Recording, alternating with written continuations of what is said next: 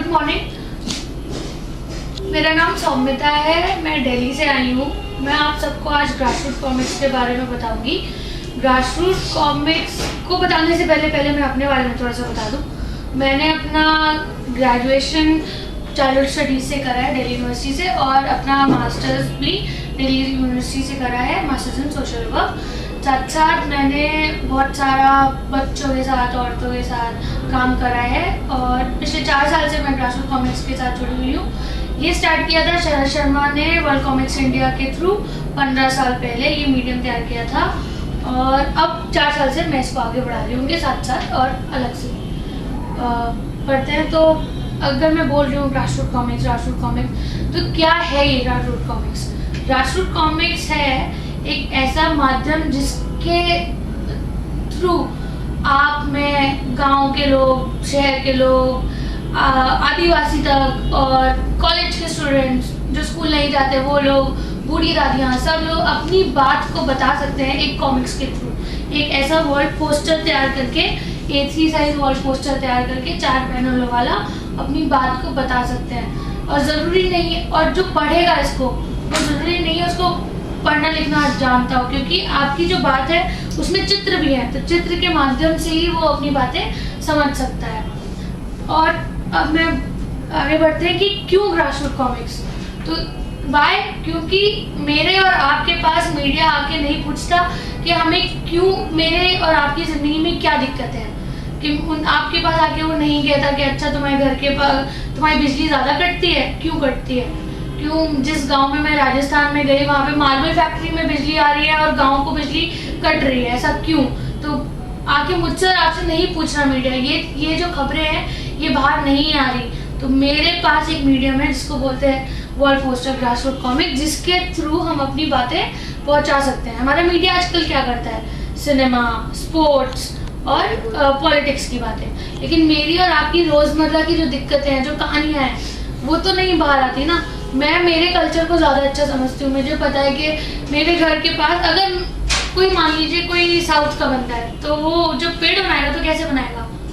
Coconut वाले वो palm trees जैसे झिक से होते हैं। और जब मैं और आप पेड़ बनाएंगे जो नॉर्थ में रह रहे हैं, तो हम पहले वो आम का पेड़ जैसे ऐसे वाला पेड़ बनाएंगे।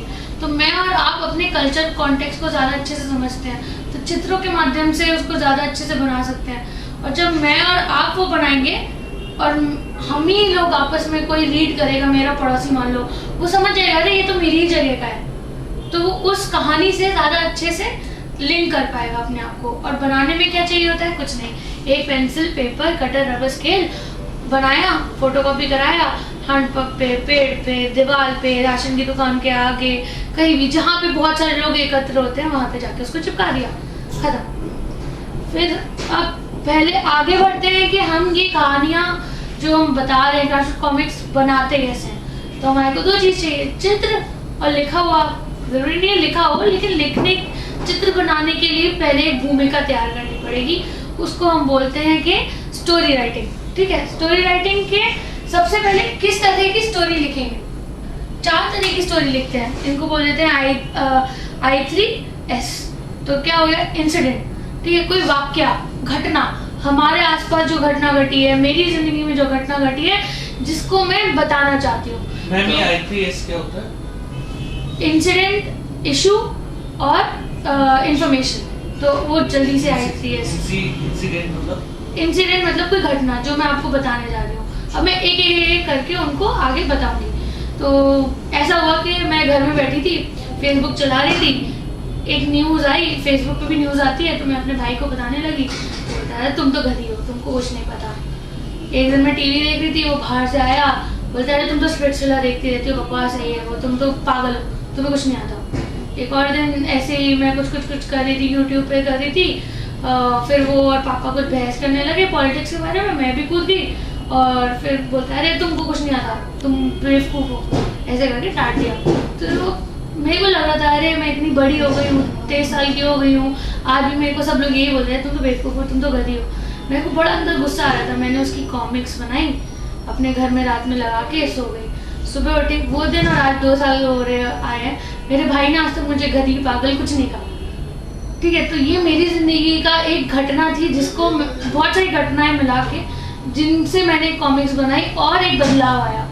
तो इन कहानियों से, इन जो भी हम कॉमिक्स बनाएंगे उनसे बहुत बदलाव तुरंत भी आ सकता है और देरी में भी आ सकता तो है। ये बदलाव कैसे आया, मतलब हमें समझ में नहीं आया। क्योंकि मैंने वो कॉमिक्स बनाई, उसने वो पढ़ी, उसको समझ में आया कि उसके और मेरे मन में क्या चल रहा है, मेरी कहानी क्या है, मेरे मतलब मैं क्या कहना चाह रही हूँ, है ना। ये सारी चीजें चलती रही। Expressions of feeling. एक्सप्रेशंस। फिर इशू। तो अब जैसे मेरे पास एक कहानी निकली थी, ये पाकिस्तान की एक जेल में निकली थी। एक औरत आई थी मतलब वहाँ पे, उसने अपनी कहानी लिखी थी कि एक दिन वो सड़क पे बस स्टैंड पे जाके खड़ी हुई और वहाँ पे, मैं आपको बीच में दिखाऊंगी, वहाँ पे क्या हुआ, एक लड़के ने उस पर कमेंट करा। अगले दिन वो गई तो उसने थोड़ा शॉल वॉल डाल के गई, लड़के ने उसके ऊपर फिर कोई कमेंट करा। तीसरे दिन वो जब गई तो उसने नकाब होता है जो मुस्लिम लोग पहनते हैं, उसने वो पहना और उसके बाद भी वो लड़के ने कमेंट करा, कह रहे मैं तो तुम्हें पहचान गया। चौथे दिन वो गई तो बुर्खा पूरा डाल के, जिसमें उसकी केवल और केवल आंखें दिख रही थी, डाल के गई, तब भी उस लड़के ने उसको कमेंट करा। 4 दिन। अब उसको ये समझ में आया कि कपड़े से फर्क नहीं पड़ता, जिसको बदतमीजी करनी है वो कैसे भी करेगा। तो ये एक इशू है, ये एक इशू है जो हमारे समाज में आजकल हम लड़कियां जनरली आजकल में कहीं ना कहीं फेस करती ही करती हैं। इसके ऊपर उसने एक कहानी बना के लोगों को बताया कि कपड़े मायने नहीं रखते हैं, जिसको आपके साथ बदतमीजी करनी होगी वो करेगा ही, वो उसके दिमाग की है, ना कि आपके कपड़ों की वजह से। तो ये इशू है, जिस इशू था ये, उसने उसके ऊपर कॉमिक्स बनाई।